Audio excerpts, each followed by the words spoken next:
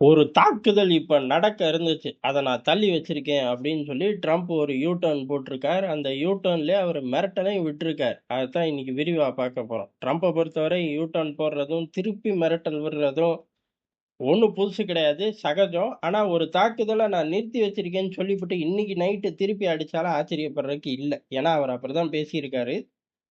ஏன் நிறுத்தி வச்சார்கள் அப்படின்னு கேட்டா, ட்ரம்ப் சொல்றது பேச்சுவார்த்தை ஒரு நல்ல திசைக்கு போகுது அப்படிங்கிறாரு. இப்ப எங்கடா உட்கார்ந்து பேசுறீங்க?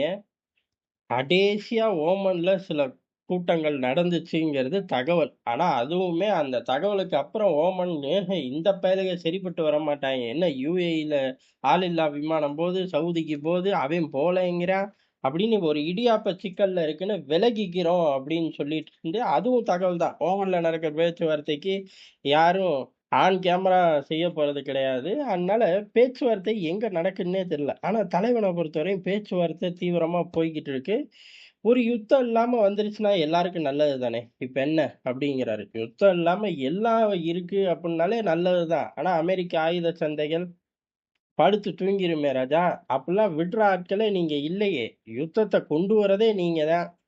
அப்புறம் வரவன் போறவன்ட்டலாம் உங்க நாட்டுல மனித உரிமை இல்லை அப்டின்னு சொல்லி மைக்க போட்டு கேவலமா அரசியல் பண்றது. சரி கிடக்கட்டும். இவங்க வெளியூர்லயே போய் அராஜகம் பண்ணுவாய்ங்க. உள்ளூர்லயும் அராஜகம் கொடி கட்டி பறக்கும். நிறத்துக்காக அடிச்சுக்குவாய்ங்க. இவனுங்க நமக்கு கிளாஸ் எடுப்பாய்ங்க. சரி கிடக்கட்டும். அதே சமயம் ட்ரம்ப் இன்னொன்னு கிளியரா சொல்லியிருக்காரு. அதாவது கூட்டணி நாடுகள்லாம் எங்க கூட தான் இருக்கார்கள். அங்க என்ன பேச்சுவார்த்தையில நடக்குதோ, அத அப்படியே கூட்டணி நாடுகளுக்கு தெரிவிக்கிறோம்.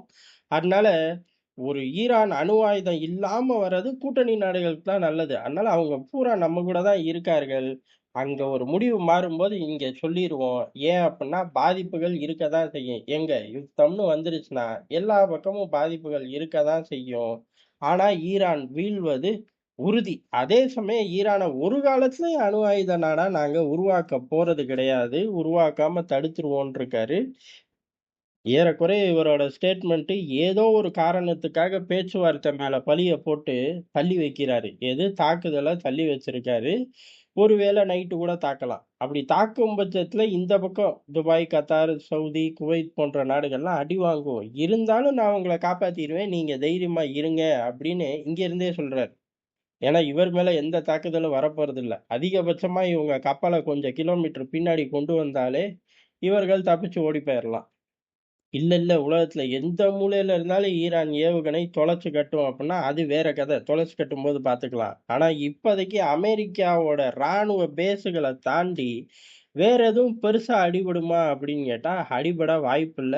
ஆனா, ஈரான பொறுத்தவரை ஒரு விஷயம் சொல்றார்கள். இந்த தடவ தாக்குதல் வந்துச்சு, நாங்க பெரிய அளவு உங்க சேட்டலைட்டுகள கூட நாங்களால வீழ்த்த முடியும்ன்ருக்கார்கள். சேட்டலைட்ட வீழ்த்தக்கூடிய ஆயுதம் ஈரான்ட்ட இல்ல.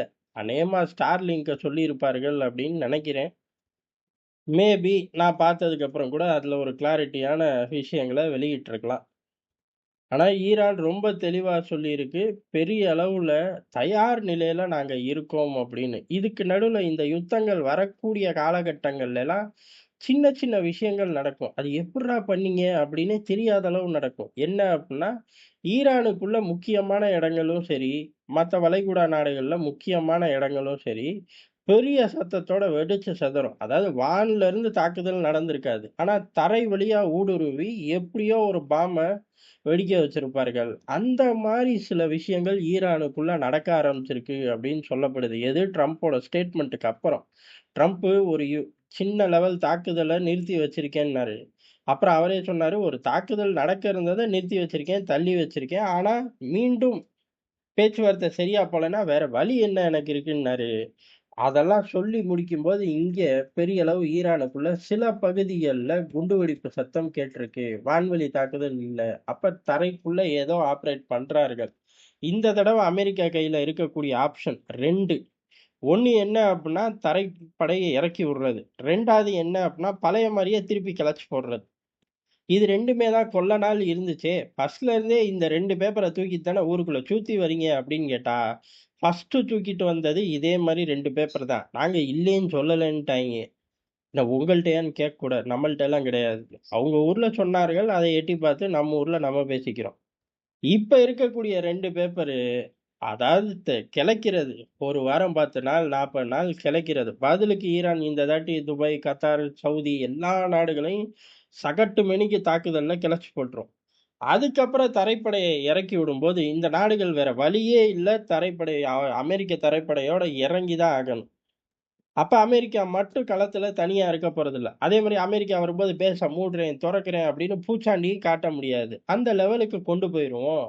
ஃபர்ஸ்ட்டு தாக்குவோம். அவர்களோட பதில் தாக்குதல் வீரியமா இருந்துச்சு அப்படின்னா, தரைப்படை இறங்கணும். அந்த வீரியம் அப்படிங்கிறது ஒட்டுமொத்த வளைகுடாவும் அனுபவிக்கிற லெவல்ல இருக்கும்போது, ஆட்டோமேட்டிக்கா தரைப்படை இறங்கிற போது அப்படிங்கிறதான், எவ்வளவு காலம் தாக்கு பிடிக்க முடியும்? அமெரிக்கா நெனச்சா எவ்வளோ நாள் தாக்கு பிடிக்கலாம். என்ன ஒண்ணு மிஷின மட்டும் கொஞ்சம் ஓட்டுனா போதும். பிரிண்ட் அடிக்கிற மிஷின மட்டும் கொஞ்சம் ஓட்டிட்டு, தலைவன் எவ்வளோ நாள் வேணாலும் தாக்கு பிடிக்கலாம்.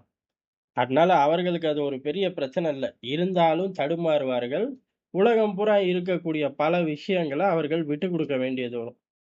உதாரணத்துக்கு ரஷ்யா, உக்ரைன் யுத்தம் ஆரம்பிக்கல அப்படின்னா, சீனா இந்நேரம் கடுமையான பிரஷர்ல இருந்திருக்கும். அட்லீஸ்ட் ஈரான் இன்னைக்கு இருக்கிற பாதி பிரஷர்ல சீனா இருந்திருக்கும். அது ஒரு பெரிய தப்பு பைடன் பண்ணாரு. ட்ரம்பும் யூ டர்ன் போட்டு ஈரான்ட்ட வந்து நிக்காம நேரா சீனாட்டயே போயிருக்கலாம். அவரும் மிகப்பெரிய தப்பு பண்ணி ஈரான்லயே ஸ்டக் ஆயிக்கிட்டாரு. இந்த மாரி அடுத்தடுத்து ஈரான்ல ஸ்டக் ஆகுறார்களா? இல்ல ஈரான ஒழிச்சு கட்டிட்டா சீனாவ ரொம்ப ஈஸியா போயிரலாம். ஏன்னா ஈரானோட கச்சா எண்ணெய் தான் சீனாவோட இதய துடிப்பு. அதனால இங்கேயே போராடுவோம். வேற எங்கேயும் போகாம அப்படின்னு போராடி வீழ்த்துறக்கு அதிக வாய்ப்பு இருக்குன்னு தான் ட்ரம்போட உள்வட்டத்துல பேசிக்கிறார்கள். "ஏப்பா நீங்கலாம் பேசலாம். உங்க ஆள் என்ன நெனைப்பாருன்னு உங்களுக்கு தெரியுமா?" அப்படின்னு கேட்டா, எங்க ஆள் என்ன நெனைப்பாருன்னு யாருக்கும் தெரியாது. ஆனா இந்த டைரக்ஷன நோக்கி போவாரு அப்படின்னு பார்க்கப்படுது. எது எப்படியோ, அடுத்த மாசம் முதல் வாரத்துல யுத்தம் வரும் அப்படின்னு பார்க்கப்பட்டுச்சு. ஆனா அந்த லெவல் தாங்குவார்களா? தாக்கு பிடிப்பார்களான்னு தெரியல. மேபி இந்த மாசம் இறுதிக்குள்ள கூட வரலாமாட்டுக்கு.